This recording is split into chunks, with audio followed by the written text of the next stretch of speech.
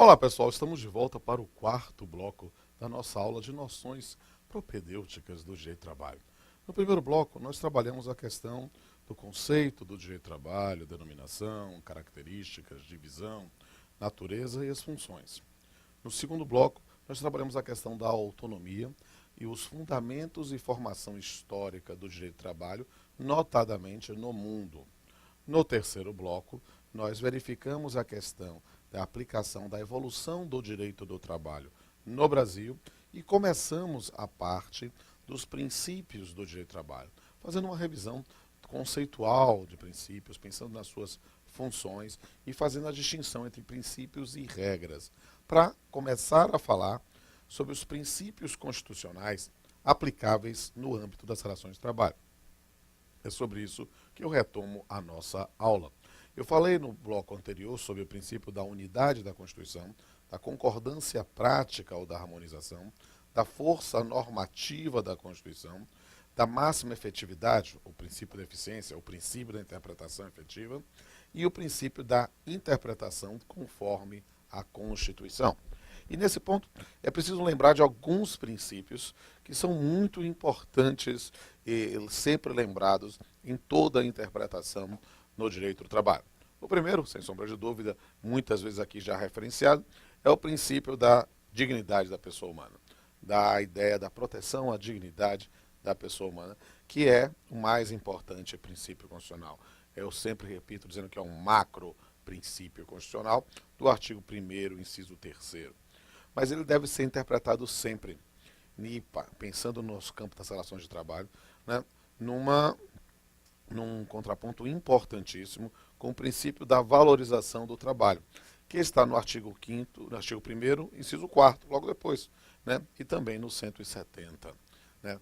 Dentro dessa linha, casando com 170, a ideia de justiça social, que também vai ser lembrado no artigo 193.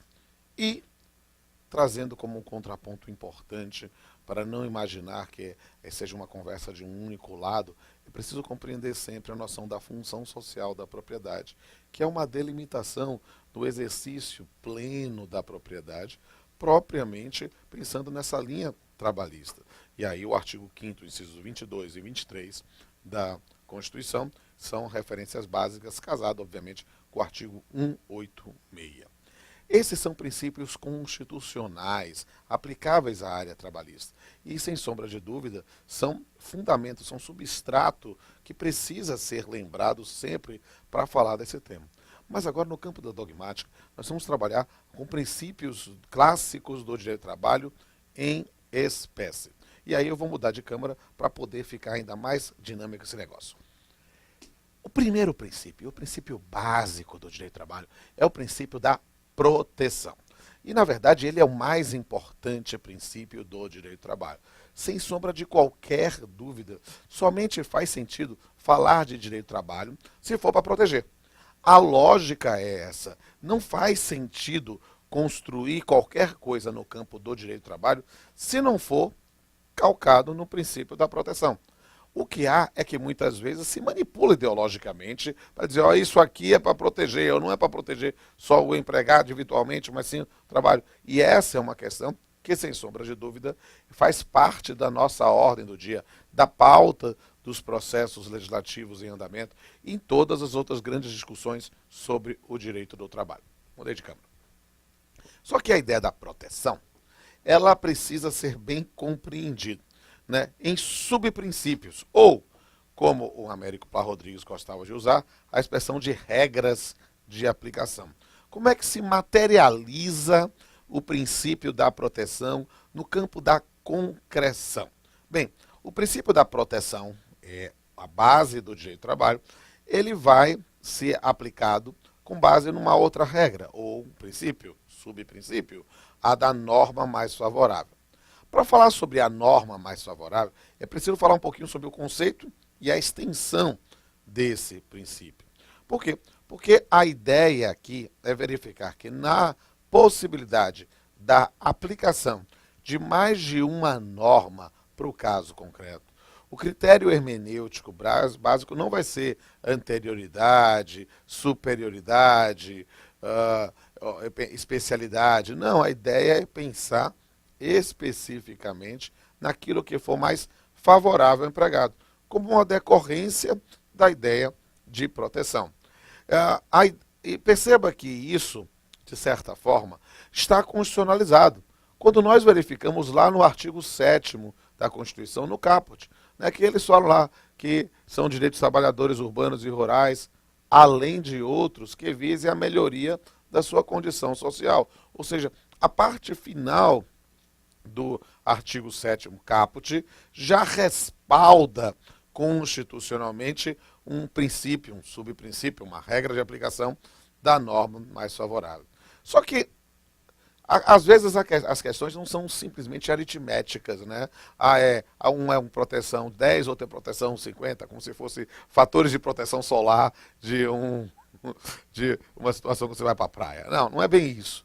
Porque, às vezes, num conjunto de normas, é preciso entender que, às vezes, uma regra, uma norma, é mais favorável, mas porque ela veio no contexto de uma outra que trouxe um desfavor, que trouxe uma modificação.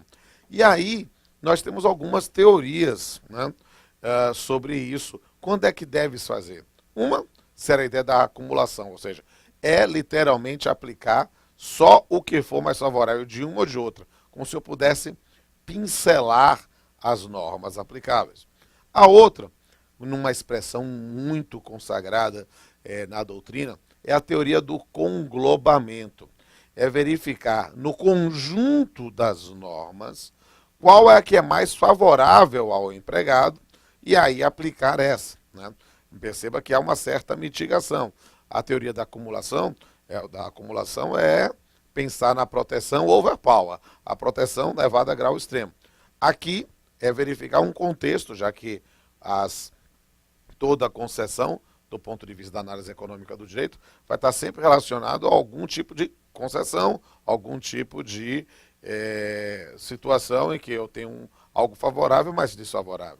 E aí, uma situação intermediária é a teoria do conglobamento mitigado, porque aí não diz respeito à norma como um todo, mas instituto, né?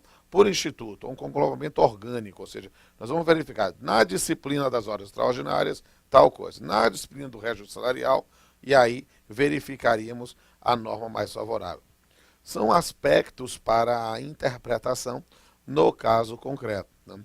Tradicionalmente, a gente discutia se a norma sob a prescrição do FGTS não seria uma aplicação da norma mais favorável, quando tínhamos a previsão do parágrafo 5º, né, do artigo 23 da lei do FGTS, né, especificamente, né, falando ressalvado o direito do FGTS à prescrição trintenária, e a Constituição falando em 5 anos.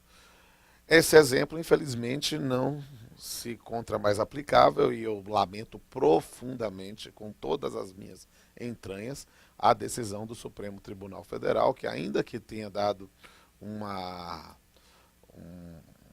não vou chamar de vacácio leve, mas uma modulação de efeitos, né, modificou a disciplina da proteção nesse ponto a questão dos depósitos do FGTS, reduzindo dos 30 anos consagrados tradicionalmente na súmula 95 e depois explicitado na súmula 362 para a ideia de 5 anos, de 30 para 5, o que foi, não há outra expressão, lamentável, né? Na interpretação até aquele momento era a aplicação da norma mais favorável.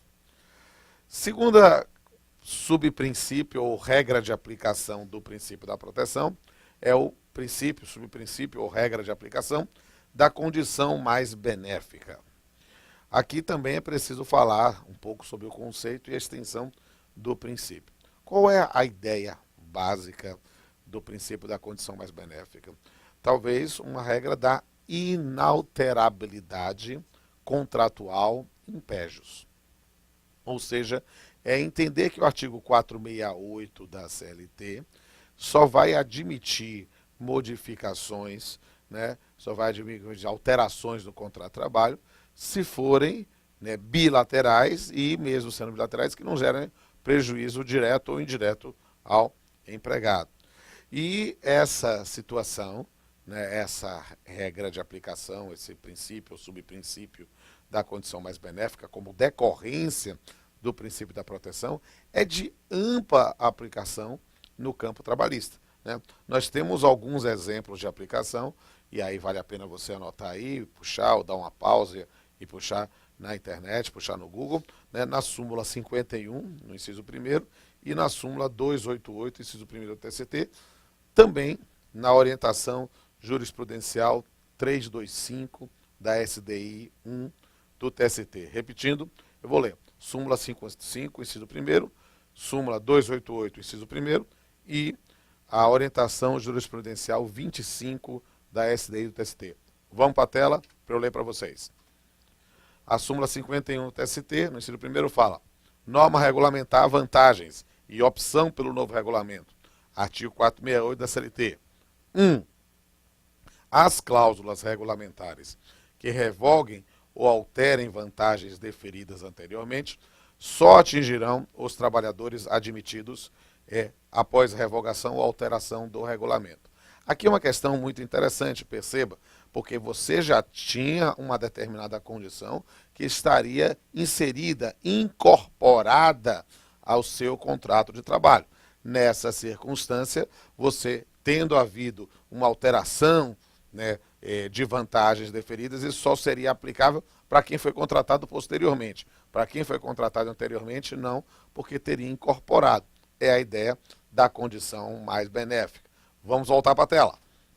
A súmula 288 do TST fala: complementação dos proventos da aposentadoria. 1. A complementação dos proventos de aposentadoria, instituída, regulamentada e paga diretamente pelo empregador, sem vínculo com as entidades de previdência privada fechada, é regida pelas normas em vigor na data de admissão do empregado, vírgula, ressalvadas as alterações que forem mais benéficas, artigo 468 da CLT. Voltei. Essa é também uma questão importantíssima. Esse dispositivo é a cara, notadamente, da Petrobras, em função da revogação nos anos 60 do seu estatuto. E essa é uma questão, uma modificação que gerou incorporação aos contratos de trabalho. Eu digo isso com absoluta liberdade, porque eu nasci em 72, sou juiz desde 95 e julguei vários processos em relação à revogação, né, dessa norma interna da Petrobras. Por quê? Porque pessoas, né, já eram contratadas antes da revogação, aplicação específica. Um terceiro exemplo, para até lá. OJ 325, aumento salarial concedido pela empresa, compensação no ano seguinte em antecipação, sem a participação do sindicato profissional, impossibilidade. O aumento real concedido pela empresa a todos os seus empregados somente pode ser reduzido mediante a participação efetiva do sindicato profissional no ajuste, nos termos do artigo 7º, inciso 6º da Constituição Federal de 88. Esse é um tema, comigo agora na tela? Comigo? Oi, estou aqui. Muito bem, é preciso compreender justamente esse elemento de uma condição mais benéfica. Por quê? Porque você somente pode imaginar, nessa circunstância, a incorporação aos contratos de trabalho. Só que a ideia do princípio da proteção, como eu digo, se espraia em 3 regras de aplicação, 3 subprincípios ou 3 princípios próprios. Falei a norma mais favorável, a condição mais benéfica e o terceiro, este interessantíssimo, o princípio, o subprincípio, a regra de aplicação do indúbio pro mísero. Preciso compreender bem essa questão do conceito e a extensão do dispositivo. Por quê? Porque a ideia é, nessas circunstâncias, note que quando nós falamos da norma mais favorável, nós temos 2 normas aplicáveis. Quando nós falamos de uma condição benéfica, nós temos a incorporação de uma situação de fato ao contrato. E aqui não se trata de um conflito de normas, mas de um conflito suposto de interpretação de uma única norma. Quando há mais de uma interpretação de uma norma, nós podemos imaginar, nessa circunstância, uma previsão mas é favorável a um determinado sujeito. Esse sujeito, no caso da relação de emprego, é o empregado. Mas note que essa ideia tradicional do direito do trabalho se espraiou para outros ramos e está hoje, inclusive, no Código Civil. Se você verifica o artigo 423 do Código Civil, vai dizer o quê? Vamos para a tela? Quando houver no contrato de adesão cláusulas ambíguas ou contraditórias, dever-se-á adotar a interpretação mais favorável ao aderente. Comigo. Essa é uma questão interessantíssima, porque faz remissão necessária a alguém que estaria numa condição desfavorável na relação contratual. Ou seja, num contrato de adesão e relação de emprego, na maior parte das situações, o contrato se adequa a um contrato de adesão também. Nessa circunstância, quem impôs a cláusula, se essa cláusula tem interpretações, tem possibilidade de interpretações distintas, porque as cláusulas são ambíguas ou contraditórias, deve prevalecer a interpretação mais favorável ao empregado, que nesse caso é o aderente. Ou seja, nós temos um respaldo no direito positivo para falar do indúbio pro operário, né, pensando na relação de emprego. Mas note que essa interpretação não é somente de uma previsão contratual, pode ser da própria lei. E aí, eu, analisando criticamente a jurisprudência brasileira, acho que quando nós verificamos a questão da natureza jurídica da parcela decorrente da supressão do intervalo intrajornada, né, nós, analisando a súmula 437 do TST, especificamente o seu inciso 3º, nós temos aqui uma situação que parece-me uma aplicação direta do indúbio pro operário. Vamos lá para a tela? O inciso 3º direto da súmula 437 fala: possui natureza salarial a parcela prevista no artigo 71, parágrafo 4º da CLT, com a redação introduzida pela Lei 8923, de 27 de julho de 94, quando não concedido ou reduzido pelo empregador o intervalo mínimo intrajornada para repouso e alimentação, repercutindo assim no cálculo de outras parcelas salariais. Explico. Vou explicar na outra tela. Por quê? Porque essa previsão era de uma situação em que se discutia na interpretação desse preceito se a hipótese era de uma parcela de natureza salarial ou de natureza indenizatória, já que a priori seria indenizatória, já que o intervalo, neste caso, foi trabalhado, recebeu dentro do horário para isso. Então nós temos um plus, né, de uma supressão. Neste caso nós estaríamos indenizando, mas como havia interpretações distintas para pensar em natureza indenizatória ou natureza salarial, e a natureza salarial a priori é muito mais favorável ao empregado, tendo em vista a repercussão nas demais parcelas que são base de cálculo, interpretou o TST que a hipótese era de natureza salarial, usando, sem sombra de dúvida, o princípio, a regra de aplicação, o subprincípio, o nome que você queira dar, do indúbio pro operário. Vamos para a tela. Comigo aqui, irrenunciabilidade de direitos. Comigo, na irrenunciabilidade de direitos. É preciso entender, esse é um tema complicado. Sabe por quê? Porque eu tenho que dizer com muito cuidado que nós temos que entender se o princípio é da irrenunciabilidade ou da indisponibilidade. Eu sei que há vários doutrinadores respeitadíssimos que vão dizer que o princípio é da indisponibilidade. Respeito-os. Todavia, não me parece o melhor posicionamento. A ideia de indisponibilidade de direitos, existem direitos trabalhistas que são indisponíveis? Sim, existem, mas não todos. A maior parte, e notadamente aqueles que dizem respeito a aspectos de natureza patrimonial, eles são, na verdade, irrenunciáveis. É a situação para discutir renúncia e transação no direito do trabalho. Por quê? Porque nessas circunstâncias, nós vamos ter que verificar efetivamente o que é que está sendo aberto mão ou não, ou o que está deixando sucumbir pelas areias do tempo da prescrição. Por quê? Porque se nós dissermos que todos os direitos trabalhistas são indisponíveis quanto direitos e como valores, não seria viável sequer a conciliação judicial, a transação judicial, a novação objetiva que se faz quando se celebra uma conciliação num processo de trabalho.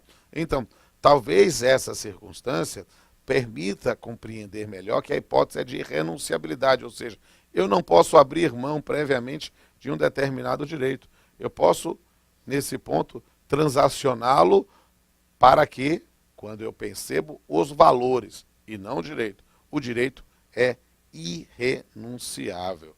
E aí nós vamos ter algumas soluções no caso concreto. Há, porém, direitos que nem nessa noção de irrenunciabilidade, ela se limita aos aspectos patrimoniais. Por quê? Porque, por exemplo, segurança, saúde, aí a hipótese é de indisponibilidade pensando na noção da saúde do trabalhador, né? Esse é um segundo princípio, partindo do pressuposto que o primeiro foi a proteção e os outros foram apenas desdobramentos dele, mas vamos pensar agora em um terceiro princípio importantíssimo do direito do trabalho, o princípio da continuidade da relação de emprego. O princípio da continuidade da relação de emprego, eu sempre digo, a relação de emprego é como o amor, que seja eterno enquanto dure. Mas se é para acabar, tem que dar aviso prévio. Essa é a ideia lógica do princípio da continuidade da relação de emprego. A regra geral dos contratos de trabalho é a sua duração indeterminada. E por isso, quando se concede aviso prévio a alguém, tem-se uma conversão da natureza do contrato de duração indeterminada para contrato de duração determinada.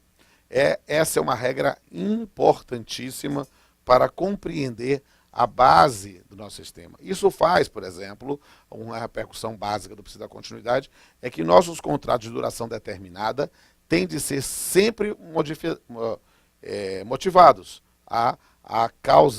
são contratos causais, ou seja, eu só posso contratar por duração determinada alguém por autorização legal específica. E aí basta olhar as regras da CLT sobre a contratação por duração determinada, atividade empresarial transitória, atividade transitória do empregado, a questão do contrato de experiência. Note, por exemplo, também no chamado trabalho temporário, que é uma terceirização, as discussões sobre os limites disso. São situações em que nós temos previsões específicas que autorizam a contratação por duração determinada. Se não há autorização, o contrato do atleta profissional, por exemplo, se não há previsão legal específica autorizadora da contratação por duração determinada, por exceção, também pode-se imaginar por norma coletiva, lembre-se, né, da lei que autorizou a contratação por duração determinada, fora das previsões, pensando em aumento de pós-trabalho, é preciso uma causa. Sem uma causa específica, não pode ser um mero alvedrio, um mero arbítrio do empregador, a contratação tem que ser por duração indeterminada, salvo se tiver previsão autorizativa. E aí, vale a pena mexer na tela para enxergar a súmula 212 do TST, porque é uma aplicação direta do princípio da continuidade. A súmula 212 fala, né, despedimento, ônus da prova, o ônus de provar o término do contrato de trabalho, quando negadas a prestação de serviço e o despedimento, é do empregador, pois o princípio da continuidade da relação de emprego constitui presunção favorável ao empregado. Essa é uma situação, portanto, de uma aplicação específica do princípio da continuidade da relação de emprego, mais do que isso, uma menção expressa na jurisprudência do TST do princípio da continuidade da relação de emprego, o que mostra a força tradicional dos princípios no campo do direito do trabalho. No próximo bloco, eu continuo falando de princípios específicos da relação de emprego, princípios específicos do direito do trabalho. Daqui a pouco a gente volta.